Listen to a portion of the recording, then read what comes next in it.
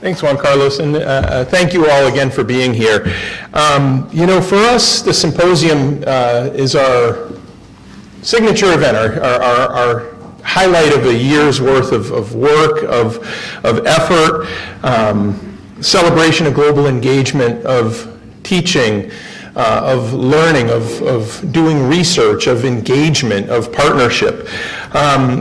Some of you have probably seen or heard us talk about the 7 C's, the letter C, and we think about the things that we do in that sort of framework, connection and collaboration. And one of the C's that you'll see on our banner that I think is really important today is to catalyze. And by that, I mean that we work to cause transformation and change, things that really bring that language and cultural awareness and global perspectives to our students, to our colleagues, to our institutions.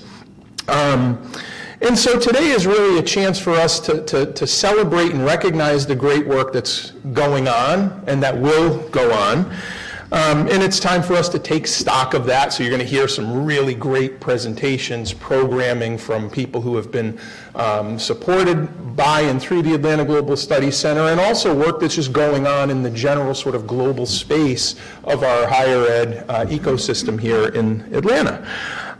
It's also a time for us to think a little bit about what's coming and where we are at this moment, and to sort of think about how we meet this particular moment, and how we work from this moment to continue to shape and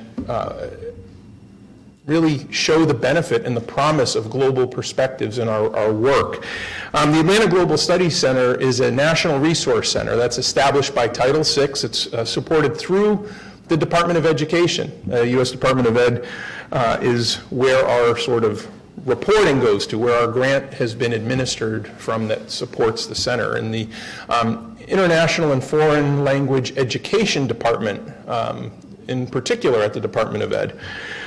And so even though today is largely to be celebratory, I think it would be a missed opportunity if I didn't point out that everyone that we report to and work with, that whole office, are gone, are fired. So it's a little bit of a chaotic behind the scenes sort of situation in the administration of the Title VI and National Resource Center programs. And so I think that's really important that we acknowledge that for a minute, that a lot of the support, a lot of the work that we have benefited from is on a little bit less sure of a footing than we might otherwise have appreciated and have been able to benefit from.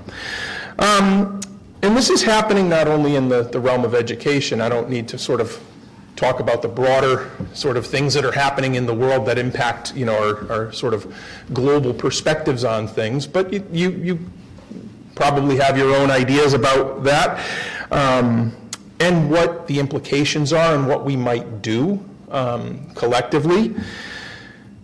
But I think this is really an important one. We're in this moment where the kinds of programs, the kind of work, the kind of engagement, the kind of interaction and perspective taking and language and cultural appreciation and a global perspective is probably at this moment, it's sort of exaggerated to say more important than ever, but it's up there, right? We're not in a moment. We have to sort of meet this moment, I think, as people who work and are committed to education and the value of this work and the kind of partnerships we build. So, what this means for us is to sort of power through, I think, this ambiguity and some of the kind of uncertainties about, how is the sort of global scenario evolving, and how are these relationships and partnerships and research and educational programs evolving? Certainly for those of us in higher ed and those in sectors adjacent to higher ed. And I think that the value we place on culture, cooperation, language, engagement, and so on is that much more important. So it's not time for us to sort of wait on the sidelines, right? I think this is a moment where we do what we can where we are with what we have, and we think about the implications for that, globally, how we can continue to model the importance of this work and this perspective. And I think it's going to be even more critical for the future of global education that people like those gathered here continue to stay involved and engaged, and not to sort of shrink away from some of the challenges that are coming. And it also means that for us as a center, that we really rely on your continued engagement and support. The center is nothing without the people that are part of it, without the faculty and the students and the colleagues and the supporters and the networks that we have. And so, my sort of point today that I want you to sort of leave with is stay in it. Stay engaged. And I think that, this sort of celebration of the good work that we do should serve as a bit of a reaffirmation for the value of the global perspectives in the higher education sector and beyond. And here at Georgia State, we have had a long-standing commitment to international education, international initiatives. And so we're honored to have Dr. Carrie Manning here, who's the Associate Provost for International Initiatives at Georgia State. And I want to welcome Dr. Manning up to give some remarks and to reflect the Georgia State sort of perspective and commitment to international education. So Carrie, without any further ado.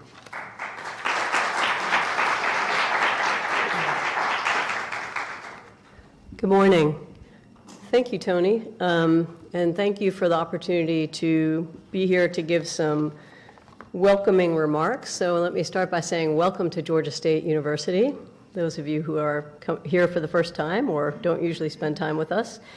The theme for the symposium today is Global Languages, Placemaking, and Identities. And it's interesting that this theme ties in nicely with one of the 4 strategic pillars of Georgia State's new strategic plan for the next 10 years, and that pillar is identity, placemaking, and belonging. Georgia State is a dynamic, fast-growing R1 public university with 52,000 students on 6 campuses. We graduate around 10,000 students each year. GSU, like our principal partner institution in AGSC, Georgia Tech, is an urban campus. And as our website says, GSU is where campus life meets city life. I don't know if you noticed on the way in here, there are all these new signs up around campus. And there's a new thing called the Blue Line. It's actually part of that identity and placemaking pillar. So it's like paint it blue is the slogan, right? So we have, new walls painted blue, and then there are these wayfinders that say like, hey, you're on the Blue Line. This is part of the Georgia State campus. This is part of an effort both to demarcate our campus from the city and make clear like now you're at Georgia State, but it also highlights how tightly integrated we are with the city. Georgia State University has a $3.2 billion impact on Metro Atlanta each year. I actually checked that 3 times because I was like, billion? Is it billion? Are you sure? And the city of Atlanta is a global city, as we all know. It's home to many international companies. It's home to large and varied international populations. According to the U.S. Census Bureau, 146 different languages are spoken at home in Metro Atlanta. 146. That's really something, and it's also a place, Atlanta is a place where you can find international food markets from all parts of the world just a few miles apart. So I'm a political science professor here. I've been a political science professor for 25 years here at Georgia State, studying comparative politics, thank God, not American. And one of the things that we do when we were trying to recruit faculty is to show them just how international a city Atlanta is. It's really a selling point for us, and it's also a selling point for our students. So the fact that the campus is so tightly integrated with Metro Atlanta is a huge boon for our students. And in the Office of International Initiatives, our next big goal for the coming year is to really strengthen those ties with the city for our students, faculty, and staff. So as you probably know, Georgia State has been nationally recognized in recent years for many things. We have been named the #1 public university in the U.S. for undergraduate teaching for 5 years in a row. This is from the U.S. News & World Report. Top 5 most innovative universities in the U.S. for the last 10 years. We are the the 5th university in terms of fastest growing research institutions in the United States. This year, our study abroad programs ranked 27 nationally, but 5th among public universities for study abroad program quality. And we are the #8 public university in the U.S. for undergraduate research and creative projects. I am confident that ranking is only going to increase because we are creating now a new Center for Undergraduate Research and Creative Inquiry, which I think will also help us strengthen our ties to our the environment that we are in here in Metro Atlanta. And of course, we are perhaps most well known for student success. That's why we have the National Institute for Student Success based here. It partners with universities all over the world to identify and dismantle barriers to college access and completion for students of all backgrounds. So this is something that, as a longtime Georgia State faculty member who really had nothing to do with this Student Success Initiative, but I'm very proud of Georgia State for working and sort of cracking this code to help eliminate achievement gaps for students of all backgrounds. At OII, we mimic this in the sense that we want students of all backgrounds to have access to a quality, globally informed education. I want students from all backgrounds to be able to study abroad. I want students who can't study abroad or aren't able to study abroad for whatever reason to have international, meaningful experiences here on campus as part of their education. The Office of International Initiatives has garnered national recognition for campus internationalization. We had the National Senator Paul Simon Award for Campus Internationalization in 2023.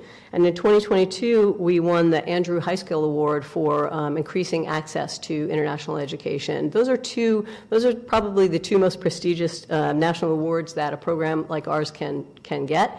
I can brag about them because I wasn't here then, so I didn't have anything to do with it. But I'm very proud of my colleagues for those achievements, and rightly so. Georgia State offers a free passport program for students who are getting their passport for the first time. We like to, get them in the door at new student orientation, tell them about the free passport, sign them up for a passport, and then begin to educate our students about all of the global engagement opportunities that we have. Georgia State is fortunate that we have an international education fee. It's one of the mandatory student fees that every student pays. Those fees more than 90% of them go to pay for for study abroad scholarships for our students. Last year, we awarded $1.4 million in scholarship funds to students to support any type of study abroad program, faculty-led for short-term, longer-term academic year abroad. We've also achieved tremendous growth in our virtual exchange program. So that's you'll hear a bit more about that very soon. But that is one of the ways that students who aren't going to leave campus can have the experience of working with students in different countries as part of their, working on common problems as part of their academic degree program. And since 2019, we have had 10,000 students participate in our virtual exchange courses, and that's thanks to the hard work of my colleague Yali Zhao and David Yenral and Ethan Trin and others before them. We've also built out a university-wide academic distinction program called the Global Scholar Distinction. So this is a distinction that can be earned by students from any major. They take 5 courses that are globally informed, and they earn a certain GPA, and then they get a badge, and they wear a cord at graduation. This might not sound like much to you, but for our students, people get very excited about the badge and the cord, and it is one of the very few university-wide academic distinctions. So we're very proud that we've been able to grow that. We will have about 250 students graduating with that distinction in May. Finally, we also offer students and faculty and staff access to talks and events hosted by Global Atlanta, the World Affairs Council, AGSC, and many other international partners that are based here in Atlanta. And I know that Georgia State has had a great cooperation with the consulate the Dutch consulate, so thank you for that, and we know that that will continue. We, of course, could not do any of these things that we do on our own. We have had tremendous support from AGSC, and with their help, they have offered training and small grants to faculty to develop those virtual exchange courses that have reached so many students. Finally, we support the work of our faculty who are doing internationally engaged research with small grants and talks that allow them to showcase their research. So I'm going to stop talking in a minute, but I want to say that at OII, it is important to us, we live the mission of supporting global engagement by students, faculty, and staff because we believe, like many people in this room, no doubt, that global experiences foster critical skills and competencies that our students need to succeed in today's economy and today's society. It's not optional, right? It's not an extra. We believe that intercultural understanding and engagement are necessary to help build a better world, and we think that GSU's research, teaching, and scholarship are all strengthened through international cooperation and collaboration. So we are really proud to help support this symposium every year. We're proud to be able to work with AGSC and many of the other partners in the room. We will continue to stay engaged, as Tony said, to strengthen our ties and to help build the local community that we need to support the work of international engagement and education for many years to come. Thanks, and enjoy the symposium today.